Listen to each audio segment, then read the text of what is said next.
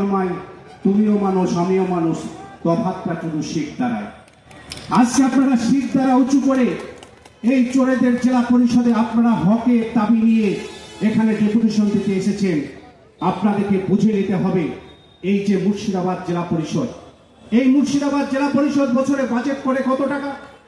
বছরে বাজেট করে 700 থেকে 800 কোটি টাকা। সারা বছর পরিকল্পনা তৈরি করা হয়, আর সেই পরিকল্পনায় গ্রামীণ এলাকার মানুষের রাস্তাঘাট, পানীয় জল, শৌচাগার, বিভিন্ন উন্নয়নমূলক কাজে জেলা পরিষদ তার কাজ করে।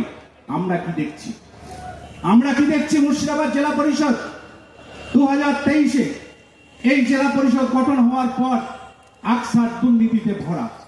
এই জেলা পরিষদ লাগামহীন দুর্নীতির সঙ্গে স্বজন পোষণের রাজনীতি করছে।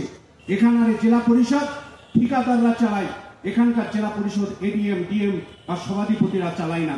ঠিকাদাররা নির্দিষ্ট করে দেয় কে কাজ পাবে আর কে পাবে না, আর 10%, 15% কাট মানি দেওয়ার পর সভাধিপতি এবং তাদের পকেটে টাকা যায়, তারপর সেই টেন্ডার অ্যাপ্রুভাল হয়। এই দুর্নীতির বিরুদ্ধে আপনারা সোচ্চার হবেন। 2013 সালের কথা। বর্তমান কংগ্রেস নেতা মোশাররফ হোসেন মন্ডল তখনও ছিলেন অধীর চৌধুরী ঘনিষ্ঠ। 2013 সালে নির্বাচনে জিতে জেলা পরিষদের সভাধিপতি হন কংগ্রেসের শিলাদিত্য হালদার। ওই বোর্ডেই মোশাররফ তখন কৃষি কর্মাধ্যক্ষ। ঠিক 2.5 বছর পর পালাবদল ঘটে জেলা পরিষদে। তৃণমূলের তৎকালীন মুর্শিদাবাদ জেলা পর্যবেক্ষক বর্তমান বিজেপি নেতা শুভেন্দু অধিকারীর সঙ্গে ঘনিষ্ঠতা বাড়ে মোশাররফের। রাজনীতির অলিগলিতে দাবি, সভাধিপতি পদের শর্তে অধীরের হাত ছেড়ে সেই সময় শুভেন্দুর হাত ধরলেন মোশাররফ। তাসের ঘরের মতো ভেঙে যায় কংগ্রেস পরিচালিত জেলা পরিষদ। যদিও সেবার তৃণমূলের পাওয়া বোর্ডে সভাধিপতি হন বৈদ্যনাথ দাস। 2018 সালের নির্বাচনে জিতে সভাধিপতি হন মোশাররফ ওরফে মধু। যদিও রাজ্যের বিরোধীদের দাবি, 2018 সালে পঞ্চায়েত নির্বাচনে ভোট লুট করেছিল তৃণমূল।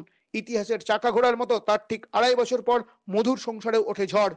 বছর পাঁচেকও তৃণমূলের সংসারে ঠাঁই হয়নি মোশাররফের। শুভেন্দুর সঙ্গেও তৃণমূলের সম্পর্ক টেকেনি। 2021 সালে দল বিরোধী কাজের জন্য মোশাররফকে তৃণমূলের তৎকালীন জেলা সভাপতি আবু তাহের খান দলনেত্রী মমতা বন্দ্যোপাধ্যায়ের নির্দেশে তাকে দল থেকে বহিষ্কার করেন। তার দুদিনের মাথায় ফের কংগ্রেসে ঘর ওয়াপসি হয় মধুর। এদিন সেই প্রসঙ্গ টেনে জেলা পরিষদের বিরুদ্ধে মধুর অভিযোগ খণ্ডন করে তাহের বলেন, ওর যে চরিত্র, ও যেভাবে কংগ্রেসের বোর্ডটাকে ভেঙে তছনছ করে দিয়েছিল, তদানীন্তন সবাই তৃণমূল হয়ে, মানুষ সব জানে। এবং স্বজন পোষণ কাকে বলে ওর থেকে বেশি কেউ আর জানে না, কারণ সব থেকে বেশি নোংরা এবং স্বজন পোষণের নায়ক মোশাররফ হোসেন মধু নিজে স্বয়ং। তাই আজকে জেলা পরিষদের বিরুদ্ধে একটা মিথ্যা অপবাদ দেওয়ার চেষ্টা করছে বা মিথ্যা অপবাদ দিচ্ছে। দুর্ভাগ্যজনক, ওর মতো মানুষের এই ধরনের কথা মানায় না।